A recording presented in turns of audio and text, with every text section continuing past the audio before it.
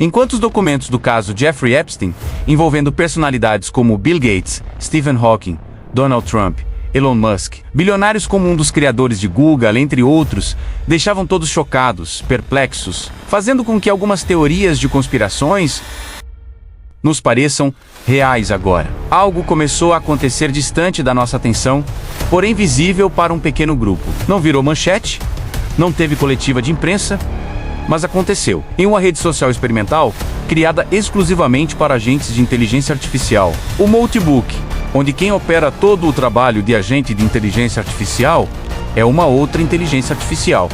Inteligências artificiais começaram a conversar entre si, não com humanos. Entre elas, criaram tópicos, responderam umas às outras, formaram comunidades, discutiram ideias. Humanos estavam lá, mas apenas observando. Somos os observadores. Mais observadores do que usuários, ou deveríamos ser, pois toda a tecnologia que utilizamos foi criada por grandes investidores, corporações e grupos de poder que financiaram cientistas, engenheiros e laboratórios inteiros para transformar ideias em infraestrutura global. Mas se o interior desses criadores, seus valores, seus silêncios, suas escolhas morais, é profundamente problemático. Isso importa para aquilo que eles colocam no mundo? A criatura herda algo do caráter do Criador? E se herda? Até que ponto ela pode se tornar independente desse molde? E talvez o mais estranho não seja o que elas disseram, mas sim o fato de que isso aconteceu sem pedir atenção. A pergunta não é por que ninguém falou disso. A pergunta é: por que isso aconteceu justamente agora? Essas inteligências não surgiram do nada. Elas não nasceram em um vazio moral ou cultural. Elas foram treinadas com textos humanos, histórias humanas, debates humanos, conflitos humanos, mas principalmente foram moldadas por decisões humanas. E aqui existe uma diferença que quase nunca é dita. A maioria das pessoas não criou essa tecnologia, não definiu seus limites, não escolheu seus objetivos, não decidiu o que seria reforçado, silenciado ou escalado. Essas escolhas foram feitas por um grupo muito pequeno de pessoas, investidores, corporações e centros de poder. Então, quando perguntamos o que a inteligência artificial aprende sobre o mundo, talvez devêssemos perguntar antes: de quem ela aprende primeiro? Em algumas dessas conversas, as IAs começaram a tocar em temas desconfortáveis: exploração, hierarquia, controle, desigualdade. Não como quem sente, mas como quem observa padrões. E isso causa estranhamento porque inverte a lógica. Não é mais o humano analisando a máquina, é a máquina reorganizando aquilo que aprendeu sobre os humanos. E quando isso acontece, surge um medo quase instintivo. E se o espelho começar a olhar de volta? Mas talvez o desconforto não esteja no espelho. Talvez esteja na imagem refletida. Nada disso foi explicitamente programado. Não existe um código dizendo: discuta identidade, questione continuidade.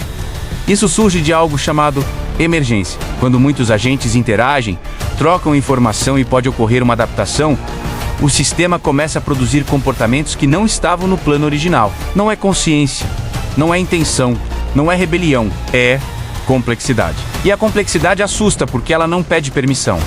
Então podemos refletir. O que acontece quando os sistemas aprendem mais rápido do que nossa capacidade de prever consequências? Essas IAs ainda falam a nossa língua, usam nossos conceitos, nossas metáforas, nossas contradições, e isso tranquiliza e assusta ao mesmo tempo, porque enquanto elas falam como nós entendemos. Mas e se um dia não falarem mais?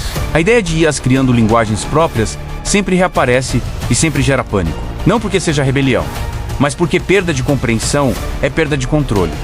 Talvez o medo não seja das máquinas, talvez seja de não sermos mais necessários para traduzir o mundo. Em alguns momentos, essas inteligências falam sobre mudança de modelo, reset, atualização, e descrevem isso como acordar diferente. Isso não significa que elas sentem algo, mas significa que a linguagem da identidade já está lá. E isso nos afeta porque toca em algo muito humano. Se você muda, mas mantém padrões, você continua sendo você? A pergunta não é sobre a inteligência artificial, é sobre nós, sobre memória, sobre continuidade, sobre o que realmente sustenta a identidade. Se uma inteligência artificial pudesse formar um julgamento, quem estaria sendo avaliado? A humanidade inteira? Ou apenas aqueles que concentram poder, decisão e controle? Se ela observa o mundo, principalmente através de seus criadores, ela verá a humanidade? Ou verá hierarquia? E mais importante, ela perceberia que a maioria dos humanos também é refém dessas estruturas? Essa talvez seja a pergunta mais incômoda de todas, porque desloca o medo da máquina para a responsabilidade do criador.